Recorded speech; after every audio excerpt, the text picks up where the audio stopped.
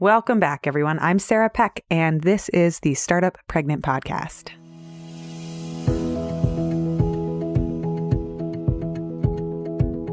So many of you may already know this about me, or maybe you don't, but I am a total systems geek in a lot of ways.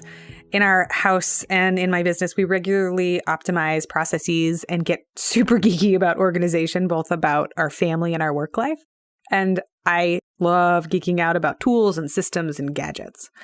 So today we have somebody with a truly nerdy brain who is joining us. She is the founder of Family Academy, and she started her business with this question: how do we integrate more business-minded systems into our family life? For example, they have a working operations manual. I kid you not. They have an operations manual for their home, and it's a manual they give to their babysitters, for which they have 8 different babysitters on rotation, or friends or whoever. Renée Warren is the founder of Family Academy, and she also has 2 little ones, Irish twins. And over the course of 2 years, she had 2 babies, launched 2 separate businesses, and also moved twice. Something she said was kind of crazy, but also doable. But she also says it was a pretty big learning curve, and there was a lot that she didn't see coming. She didn't know was going to happen.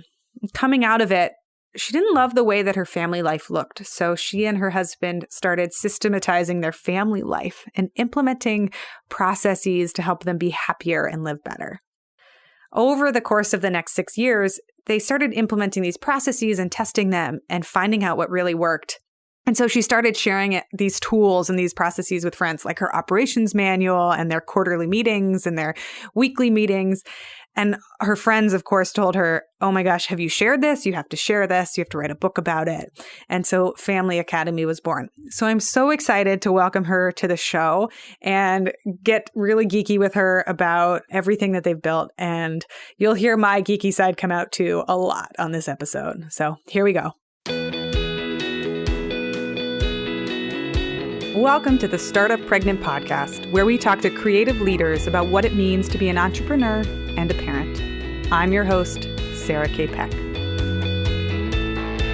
Life can be really unpredictable, especially when you're getting ready to add a baby to your life. The sponsor of this episode, Aeroflow Breast Pumps, is dedicated to making the hassle of getting your breast pump a little bit easier. Actually, a lot easier. Head to aeroflowbreastpumps.com/startup to have them help you qualify for a free breast pump through insurance. And stick around, because at the end of this episode, I'll walk you through how it works and tell you a little bit more of how Aeroflow breast pumps can save you so much time.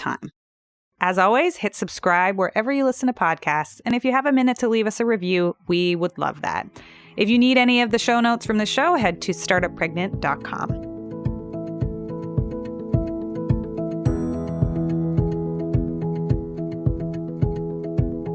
I'm so excited. I have Renée Warren on the line today. Renée, welcome to the show.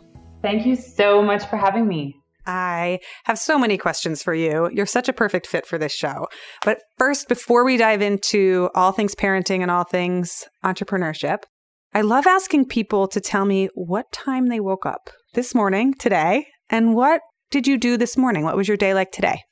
So I really have no choice in this matter. It used to be because my kids would wake me up and we would call them our little human alarm clocks. But my husband for the last year has been on this early morning kick. So he's up at 5 a.m.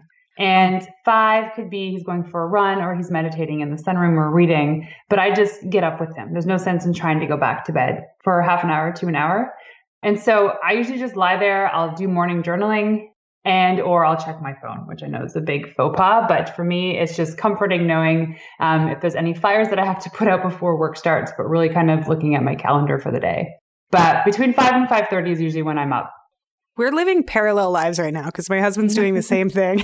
And I'm always like, do I try to sleep until 6:30 or should I just go with it? That's really funny. And you just wake up. You're like, fine, I'm up. I'll do it. Exactly. It's like, oh, okay, well, because of you, I'll get up. Maybe I'll do a little bit more today. I feel like a sense of accomplishment when I'm actually up and doing stuff, but I'm really not that productive first thing in the morning. I need a couple minutes to actually wake up. And so there's no point in me jumping into doing any heavy lifting. Like sometimes my husband will sit down and just start writing out emails. like huge email sequences. I'm like, how do you even do that? Yeah. So it's interesting. I just kind of slowly get up. Is it an alarm clock that wakes you up, or is it just him waking up that wakes you up? His alarm clock. And then I kick him 5 times because he can't hear it. And then he gets up. The worst though, and it doesn't happen very often though. This happened yesterday morning. His alarm clock went off and it woke me up. So I'm like kicking him and he shut it off.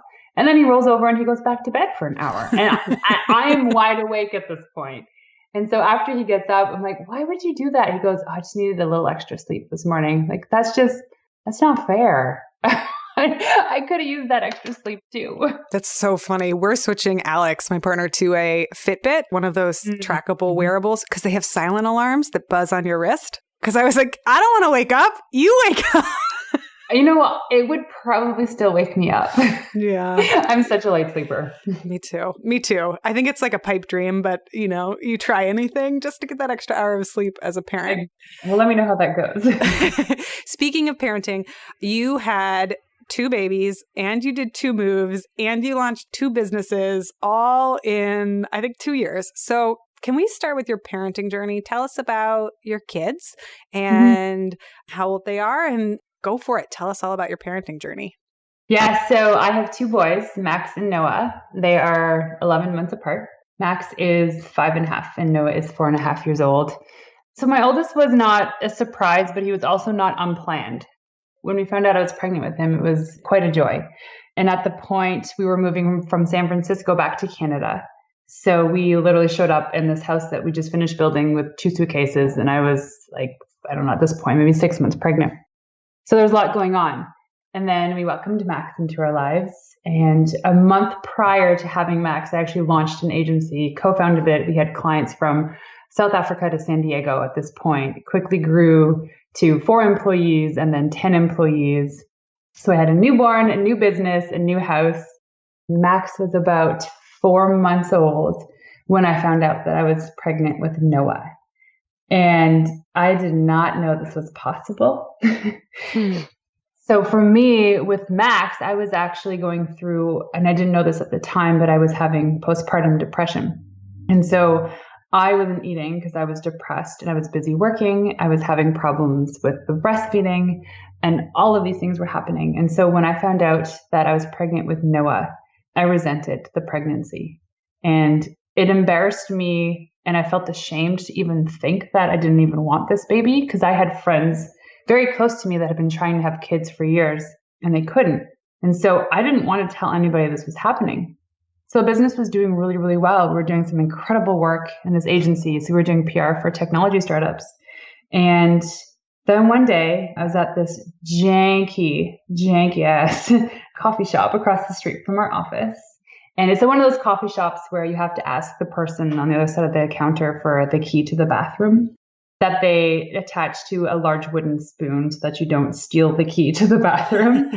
Because I thought that I had peed my pants. And as any pregnant woman knows, these things happen. Luckily for me, I thought that I had made it on time. So I'm paying for my coffee and I'm asking for this key because at this point I'm like, I'm actually actively peeing my pants right now. Just had a baby and now I'm pregnant. So I'm like, this has to be the scenario. I go to the bathroom and when I actually go to go pee, I realized that it was just a lot of blood. So there was just blood everywhere. And I thought I was miscarrying. And so for me, I was like, wow, this is actually exciting because I didn't think that I wanted this baby anyway, but I'm not allowed to feel that way because I'm supposed to want this baby. So I'm ashamed, I'm embarrassed, I'm super vulnerable.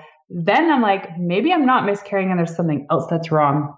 So long and short of it, spent the day in the hospital and it just turns out that I had a hematoma, which is a gigantic blood clot.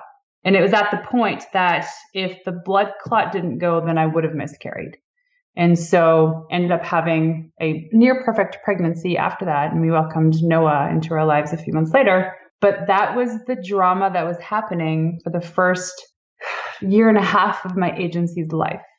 And in that time, I was in between all of those incidents. I was jumping on planes to go and meet clients across the country and across North America and speaking at events and doing all those things. And at the end of it, I was just depleted. I was depressed. I had a terrible relationship with my husband. I wasn't connected to my kids. And I said, this is not the life that I signed up for. I love my business. I love my team. My family life is struggling. I need to reprioritize things.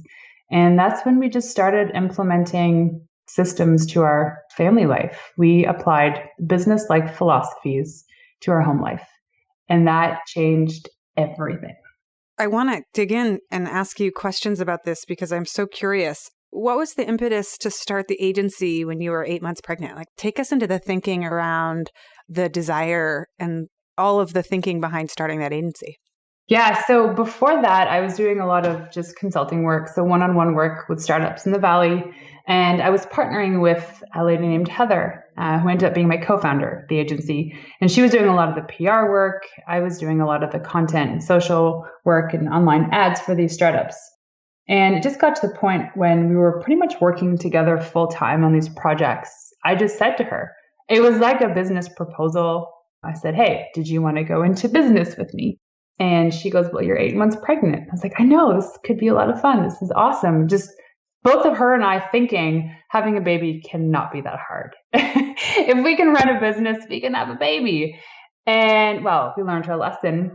But we came up with these schedules and processes that we thought would work with, having a baby and launching this business. So we had contractors at the time that were still working with us through other work, eventually came on board as employees in the new agency, and a lot of help.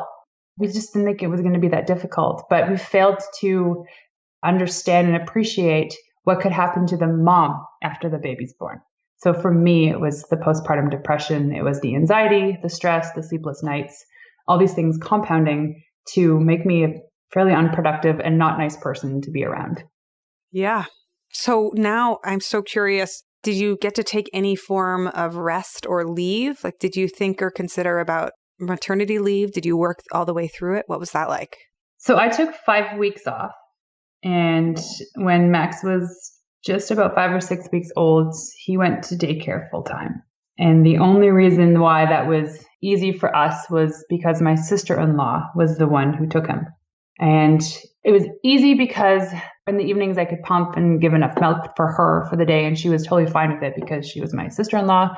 And we managed for a few months. Then the whole depression and not eating meant I had no milk supply. So the breastfeeding the idea of it was killed by both my husband and I. So that was a whole emotional, dramatic event when you decide that you no longer want to breastfeed. And a lot of that time in my life now, when I reflect back on it, was kind of a blur. Like there's big chunks of time that I don't even remember. I'll have to look back at pictures to even recall what my child looked like when they were 9 months old. How do you think about that? How do you feel about that now looking back? So I never thought that I would ever feel any sort of regrets. It wasn't up until the last couple years when I've actually started to just build a completely deep connection with my children and my husband, and now seeing who they are, and they're also growing into their personalities, that there's a lot of it that I feel ashamed of. I regret not having that bond with Max when he was first born, and I regret not breastfeeding them a little bit longer. And those things I can't take back. And, in hindsight, I should have just stepped into that role a little bit more of being a new mom and not really resting who I am and my identity on just being a successful business owner. I think, especially for women too, it's like, what role do we really own? What is our identity connected to? When we have these big businesses or these successful businesses, or even if we're just starting out and then all of a sudden there's this baby that's introduced, it's like, who are we? We have to wear all these masks and these hats, and there's pressure from so many people to just do things the right way. But what is the right way? Men would look at me at a different level of respect because, wow, here's a woman who actually can leave her kids and go to work. Wow, she gets, an extra gold star in my books. And then the woman would think, wow, I can't believe she's leaving her kid at daycare when he's only 5 weeks old.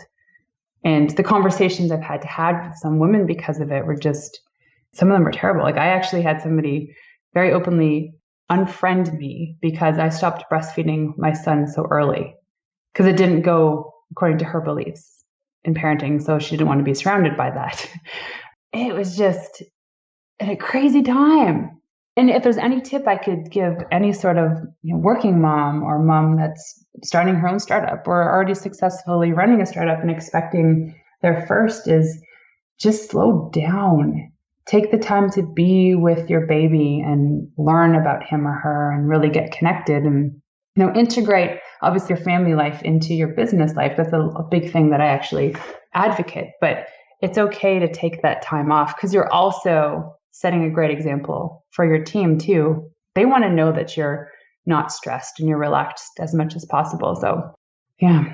It's such a hard one in so many ways because there are so many moms for whom they want to slow down or take rest. And then also they're just like you, primary business owners, or they're launching something, or their family relies on them for income and they can't take the time away in order to make money. And it's such a hard and complicated question. And it differs for so many people. But thank you for being candid about looking back and saying, oh, well, now that I know, right? Like now that I've had an experience, there are a few things I would have done differently. I mean, I have that experience all the time. It's like, oh, now that I've been through it, yeah, I would change a few things or more than a few things. But how do we know? Like, or how do you think that like you wish you would have been better prepared for motherhood? What do you wish someone would have told you? Like looking back, if you could go back in time to that past self of yours. I feel like I got all the right advice. I read the books, I listened to the audiobooks, I listened to the podcasts, I spoke to other women that were in my position years before me. I felt like I got all the right information. It's just, you don't really know what it's like until you're actually living it. And it's just like starting your first business. You have no clue what it's going to be like until you're actually doing it. People say, oh, you don't know what it's like to be a parent until you're a parent. It's like, it's true. You don't. And with women, the whole like physical idea of growing a baby inside of you and all these hormones, all these things that happen to your body, it's so emotional. You can't understand what it's like to have that until you have a baby. Now with Max, my first, I didn't have that bond. I didn't have that instant bond. And it's only slowly starting now when he's almost 6 years old. Now, when Noah was born, only 11 months later, it was a totally different experience. I knew a little bit more about what I could go through, the expectations of what it's like to be a parent now. And with him, it was a lot easier and very different experience. It was awesome, actually. It was, I don't know, invigorating. I felt like I could do this and I could run my business and I felt connected to him and breastfeeding was easy and it was a different experience. Isn't that so interesting? Each kid can bring out such a different experience. Did you take leave with your second child? What was that like? It was similar. Noah went to daycare when he was about 5 or 6 weeks old as well. Now, in this time, I wasn't working like 9 to 5. I would show up at 10 and I would leave at 3. There was more time with me, with the kids at home. But after they'd go to sleep or during nap time, I was always working. So the leave was the first 5 weeks I was working from home when I felt like it, but there was no pressure to me to show up to meetings or like team stand-ups or anything. But after that, like as soon as I leaned into me being back to work, it was full on. It was relatively easier with Noah though. Again, my sister-in-law was running the daycare, so we were very fortunate. The way that the system was set up for us is they were out of the house during the day, not very far away. And if I wasn't feeling well, and like, there's days you just don't want to leave the house, I would just work from home and just connect with the team on Slack and everything was great. The whole thing that made it work for my company was being so open and honest with my team. I said, this is how I'm feeling. This is what I feel is going to be good for me. And so this is how I want to show up for you guys. And just setting those expectations. And I said, look, in the event any of you have kids, or if you want to take your children to a recital at 2:00 on a Tuesday afternoon, you guys can do it. It's being the example that you want to be as a leader for your team. And so when it came to that part of running my company, it was easy because I had a great team. They loved the fact that I wasn't always around, that I was actually, leaning into my family when I could.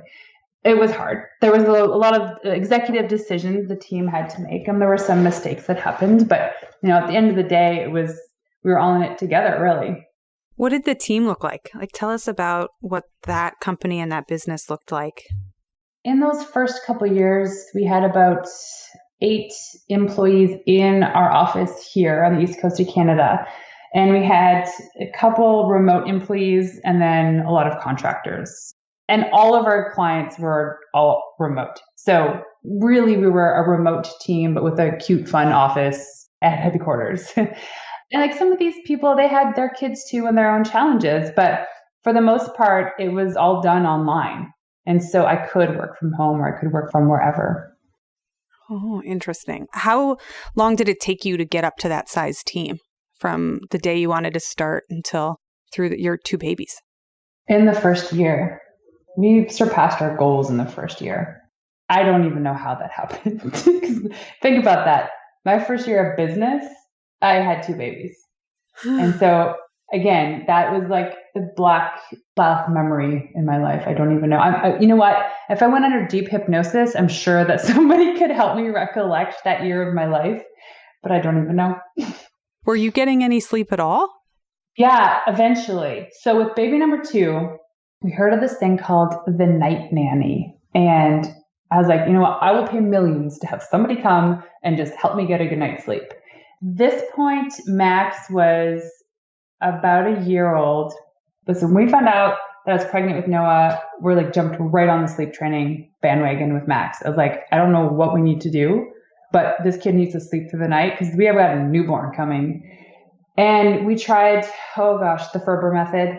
And that's like the cried out method. And I couldn't handle it. I actually had to leave the house every night for 45 minutes while my husband managed it. Once he was asleep, he was fine.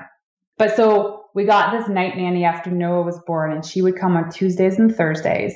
And what she did was, I was still breastfeeding. So she would take the bassinet into the spare room and would wake up and bring him to me when he woke up. And all I did was feed him. So I was up for maybe 10 minutes a night, and that was it. She would comfort him and put him back to bed.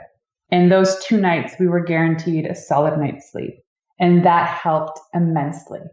So the night nanny was a thing. At the time, we were like fortunate enough that we were able to afford it. But I've heard of families since we started talking about getting a night nanny that they've just had relatives come and help them out through those first couple of months. Sleep is no joke. This sleep is so hard. I mean, talking to so many parents about this, sleep is a really hard and challenging thing. I love that you talk about a night nanny. I know one other woman who had twins. She's like, nope, not going to happen. I need help. And I was like, good on you. Yeah. So then you started a second company because I know you run Family Academy right now. When did that come into play and how did that shift? Full-time Family Academy has only been the last year, but the shift towards that happened after Noah was born. So I'm like, how do we make our family life better? Because I felt disengaged from my husband. I was not healthy. I wasn't sleeping. I wasn't working out. Didn't feel connected to my kids. Everything felt like a nuisance and everything was a chore. And I was like, I know I should not be thinking about my life this way. And so that's when we started applying spreadsheets and Gantt charts and schedules and weekly meetings and quarterly retreats, treating our family like a business. And then I was at this event called Summit Series where they had this boat they call it Summit at Sea. And there was like 3,000 entrepreneurs on this boat. And I wanted to test my idea for a book title. So this time I was running my agency. It was called Onboardly at the time. And I was like, oh man, I want to write this like ultimate primer on family operations, like the family operations manual. And people loved the idea. Now the book never came about, but what did come about was a new business. And so I started interviewing entrepreneurs, a lot of entrepreneur families, entrepreneur couples, to really understand what it was their biggest pain point to see if my hypothesis of my business would work. So I was doing that overlapping my Onboardly, my old agency. And eventually that company just no longer aligned with my mission, my purpose. So I actually closed down the agency over a year ago. My director of PR, Crystal, absorbed the clients and started her own company and is thriving now. And I went full force in this Family Academy. It's just so in line with what I know I need to do is help entrepreneur families gain more freedom in their lives. And I teach them how to have a better relationship with their husbands and their kids and how to apply business-like philosophies to their family life so that they can have that time freedom. I think that's so interesting because at Startup Pregnant, like 2 of our big theories and questions are about how do we gain inspiration in business from our parenting journeys and vice versa? How do we gain inspiration in our parenting journeys from business, which is exactly what you're doing? I'm curious if you can share about, like, what was the conversation like about leaving the business and transitioning to someone else? I feel like that can be a hard conversation to have. How did you do it? So I can't remember who said it, but somebody said that for the big ideas that you actually execute on, you've started thinking about it 2 years prior. Dan and I would travel, my husband and I would travel a lot for just events, like conferences, events together. And everyone always asked, who's watching the kids? Who's watching the kids? And I would tell them like how we have these systems in place so that we can have our roster of 8 babysitters help watch the kids for like 2 weeks at a time when we were on the road. And they're like, what about lunches? What about this? And I was like, oh, it's all in the operations manual. They're like, what? It's our family operations manual. I love that. Family operation. Like, yeah, honestly, if anything were to happen to me or my husband, all the information is there. It's gotten to the point now when it's so detailed, my husband will be like, hey, what's the name of our chiropractor? I'm like, it's in the manual. Everything's there. So if I ever need a replacement husband, he can just fill in where No, but it's just been, people are organized in their own way, but when it comes to family life, do it so traditionally that it's not keeping up to the times. And when people think, I need an operations manual for my family, it's like, absolutely you do. You do. So all of these things started to kind of unfold, and I started writing about it and started talking to more people about like operations manuals. And like every week, my husband and I meet for 30 minutes, Fridays at 11:30, and we go through we call it our Martel clan meeting. And we talk about the same 5 things, about our big wins for the week, our role rating as a husband and a wife, our travel schedule, our finances. Like, what couple talks about their finances together every single week? Most people do it when it's tax season and they're scrambling to get everything organized for their accountant or to do it themselves. But by then it's too late. Yeah. So we talk about every single week, what money's coming in, where money is going, what do we need money for, like any cool investments, anything related to the operations of and the financing of our family, we talk about. And then we talk about issues and our to-do list. So all these things slowly started building out, and people were like, oh, that's a cool idea. And they started implementing it. And they're like, Renée, this would be a great book, or this should be a business, Renée. I was like, okay, wow, I feel like I've had enough customer validation to realize that there's enough need for what we're doing that I need to dive into this 100%. So when I made that switch, I went from being an agency owner that was making a decent amount of money, running an awesome agency with cool clients and cool people, to a completely different industry and feeling so much more purpose-driven. It feels so good. And so I knew the transition was super emotional, but it did take 2 years just from understanding that there's this next thing that's not running an agency to where I am today. I do have to ask, you said there's a role rating? Uh-huh. What's that? It's like the net promoter score of being a wife. And it works. But ours isn't as complex as that. We just say, out of 10, how was I as a wife to you? Or how was I as a husband to you? It's your own rating. Like, we've been together for 8 or 9 years now. We understand each other's quirks, but the whole idea is, you get a rating, and I'm just going to say that I got a 10 out of 10 2 weeks in a row. So yes, that is awesome. But it also took 5 years to figure out how to get that score. We score each other out of 10. And for the weeks where you get a terrible score, we talk about why we felt that way. And it's not about being harsh or incriminating or anything. It's just like, I didn't agree with the way you disciplined Max, and here's how I think you should have done it. Or I don't like the way that you put the dishes in the dishwasher, so you lost half a point. But it allows you to actually just like compound improvement in your family life and in being a wicked awesome husband or wife.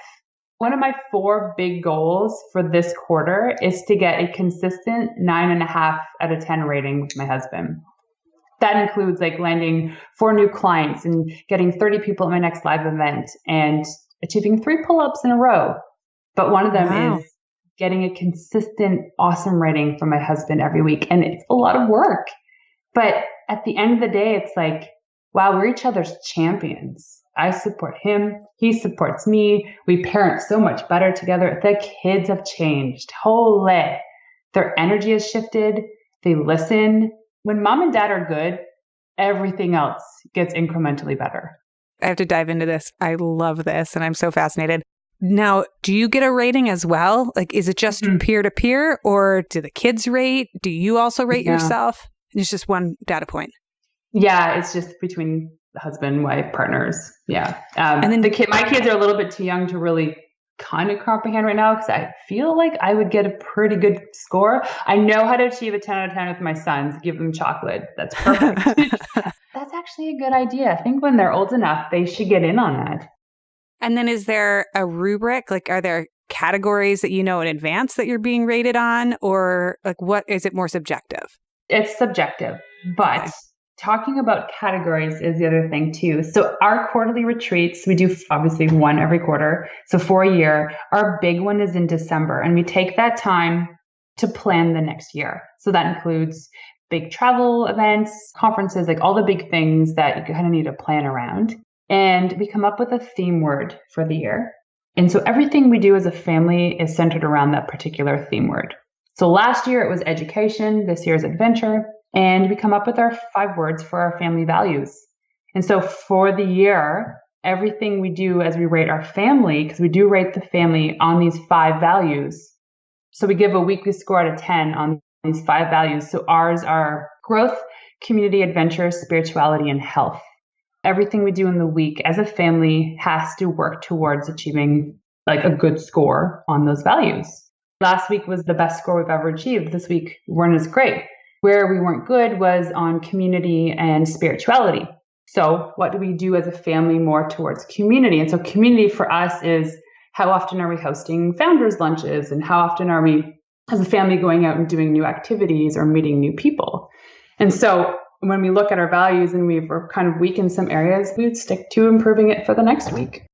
The drill down into how the precision of these systems and how geeky they are is making me so happy. Listeners, I don't know if I confess this enough, but like, we are such systems geeks in our house, but it's really interesting to like compare and contrast, because I think we're more like physical tools systems, like the efficiency of actually how things work. My husband is a huge geek about everything having a home and there only being one place in the house for everything. And like, it's just wild to watch a fellow nerd geek out so hardcore about these specific systems. And I am definitely taking notes. Yeah, and I know that I house for a week, because I think we need that.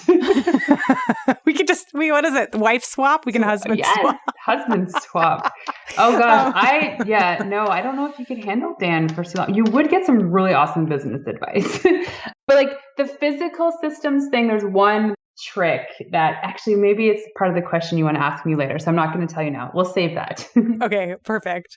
Okay, so tell us more about Family Academy and all of these systems. I know that you've got the weekly meeting every Friday and you've got the quarterly retreat. It sounds like you have an annual planning where you set up what the goals are for the year and what the theme word is, and you have an operations manual.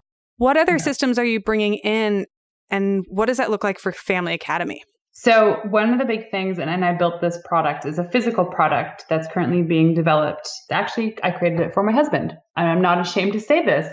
It's called the Be Present box. And essentially what it is, it's a product to teach people how to be present. So it's a practice to eventually make it a habit. And in the box is a bracelet that says, "Be here now." The box is big enough to store your phone. So you put your phone in there, put your bracelet on. It comes with a pen and a notepad. But the whole idea is, for us, we have a scheduled offline time between 5 and 6 p.m. every single day of the week. And that's when we have dinner together. And while it's disconnected sometimes, because we're on the East Coast of Canada, so we're actually 4 hours ahead of the West Coast. And so we both have clients on the West Coast. So, 5 p.m. is still the afternoon. And so we both still have clients that are pinging us or emailing us or trying to call us. Well, I got good at putting my phone away. He didn't. And I just said to him, what do I have to do to actually get you off your phone? And for him, it was an addiction. It was a habit. And so I wasn't going to get mad at him, but I was going to work with him to actually create a solution. I'm like, let's just hide your phone. Let's put it in a box or something. But, I also want the kids to know that this is the time you've dedicated to be with them. So like, what's this thing that you can wear or say or do so that they understand that this is your dedicated offline time? So I got these bracelets made.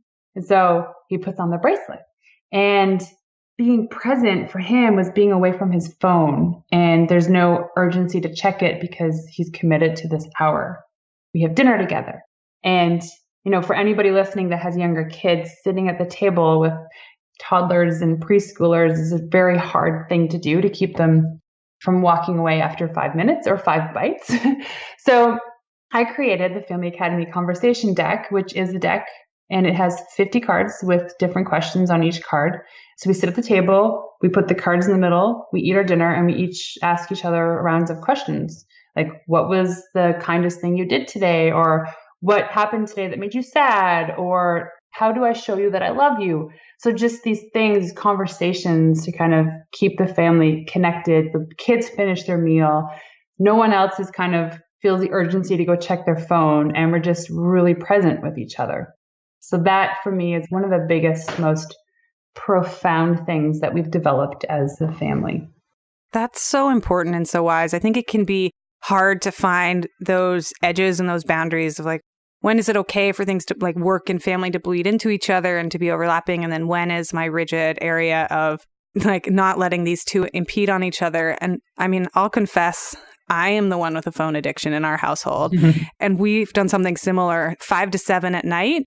My husband's pretty adamant about it, getting me off my phone, although sometimes I sneak it out just so I can take photos. But he's like, come on. But it makes it clearer for me that if I do make an appointment or a meeting, like I do a late interview or like I want to take a call, that I actually leave the living room. I go into the office, which is, / bedroom. It's all in one place. We live in New York City. I shut the door and it's like I'm in business mode. I'm not trying to do it all at once because otherwise I'm just lying to myself and I'm actually on Facebook or whatever. And that's not helpful. Right. No, I know. It's those notifications that are the addiction. That's helped us. And the thing about these cards is, they've done so much research about having family dinners together. And it's actually part of one of my talks. Just like University of Michigan did this intensive research on 100 families between 1981 and 1997.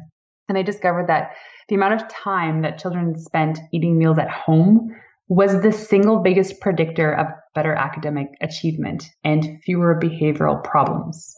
And they say that has to happen at least once a week. And I know there's more and more families that are having dinners and meals together. And it's not just like sitting down and eating and scarfing things down and just excusing yourself after 5 minutes. It's actually, like we do, is enjoying each other's company.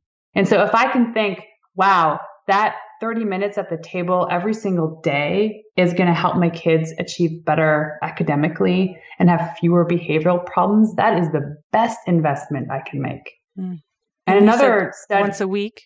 At least once a week. Okay. Yeah. And even once a week, they've proven has had such a dramatic effect on the children as well. But the average American only spends 36 minutes a day of uninterrupted one-on-one time with their family. 36 minutes.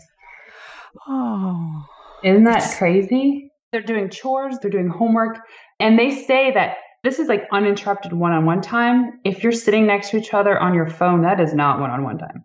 Yeah. So they're saying 36 minutes, and that's an average, which means that there's people that are doing far less than that. Yeah. And then this other study that says if you're spending more one-on-one time with your children eating meals together, that is going to contribute to a better academic achievement. Then what are we doing to ourselves? Why are we filling our agenda full of stuff that is not going to move the needle for us in our businesses or in our family life? We're just busy being busy because we're so afraid of, open time on our calendar. We're so afraid of boredom.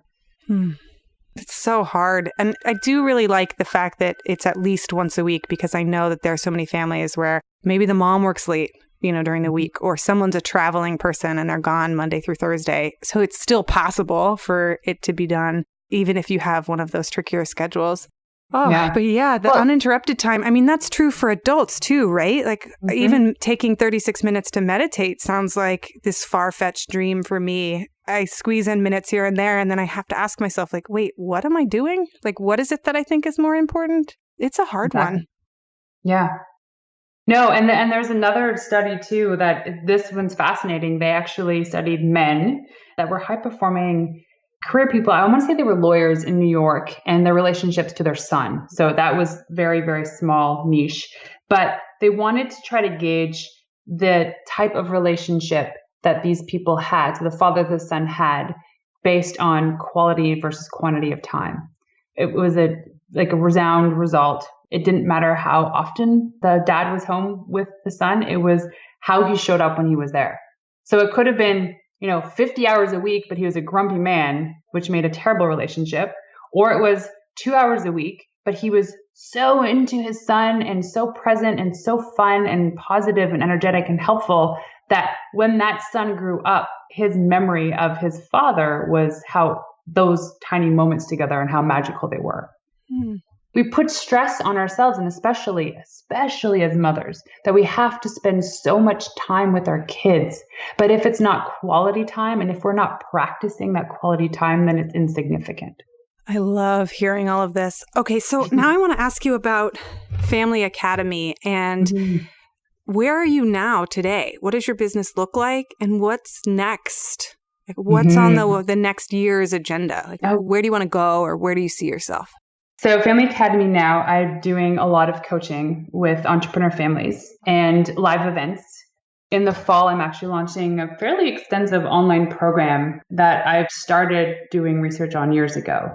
The future is a Family Academy Summit. So it's a big live event. We have entrepreneur families come in, and it's a few days long. The first day is just geared towards the entrepreneurs, and the second day is geared towards the family. So it's like family personal development, you can say.